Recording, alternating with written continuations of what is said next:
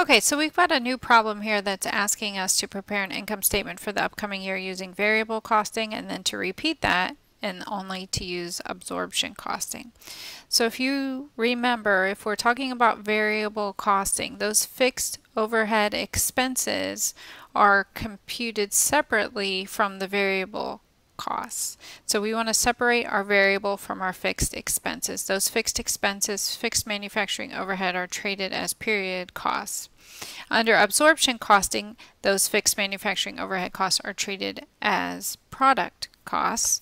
So we have a more traditional type reporting. Under variable costing, we want to calculate the what is called a contribution margin. And the way that we calculate contribution margin is we take sales revenue. Now this could be on a per unit or total basis. So it looks like this particular problem we're looking at totals, but we could break it down by item.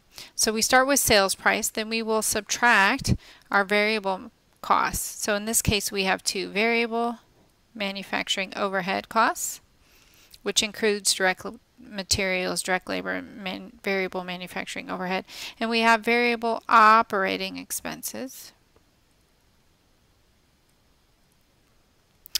If we take sales revenue minus those two variable costs, it's going to give us something called contribution margin. Now that contribution margin has to be large enough to be able to cover all of our fixed costs and also to put some money in our pockets in the form of net income at the same time. So from contribution margin, now we have to pay our fixed costs. So in this case we have fixed overhead, fixed manufacturing overhead, and we have fixed operating.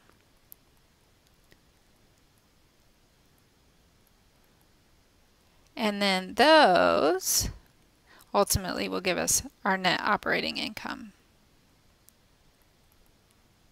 So let's go ahead and put some numbers in here. Sales revenue, the problem says we have $65 sales price and we sold 12,000 units. So let's take 65 times 12,000. That should give us total sales revenue of, that makes 780,000. Okay, so total sales will be 780,000. The variable manufacturing overhead component will be $35 per item sold times 12,000. And if we do that calculation, we get 420. So I'm going to put those in parentheses so we know to subtract them.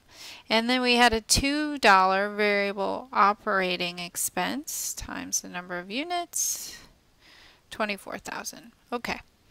So sales minus variable expenses should give us 336,000 contribution margin. Now we subtract our fixed manufacturing overhead. Now in this case it's not a per unit, it's a total amount. Same for our fixed operating expenses. So we'll go ahead and subtract those here.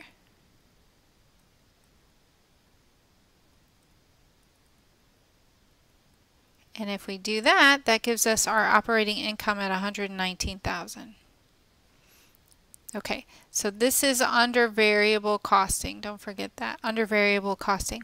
We are also asked now to go ahead and repeat the process using absorption costing. In this case, we will not separate out the fixed from the variable costs.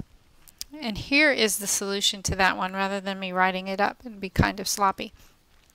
So we're still going to get, as you can see here, the same 780,000, which is the 12,000 units times the 65. What does differ now is our cost of goods sold.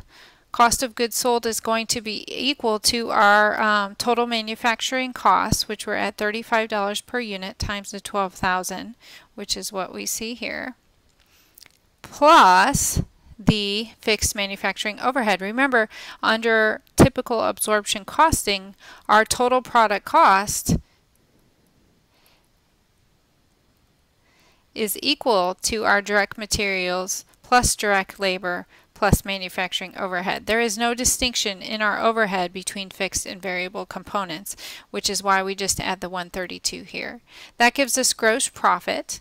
With that gross profit, now we have to pay our operating expenses. The operating expenses in this case are $2 per unit sold variable and 80 plus 85,000. So we go ahead and do that calculation here. That gives us our operating expenses at 109. Total operating income under absorption costing is 119. That's exactly what we had under variable costing. So for this particular company, they manufactured and sold the same amount of products. That is not always the case. Thank you.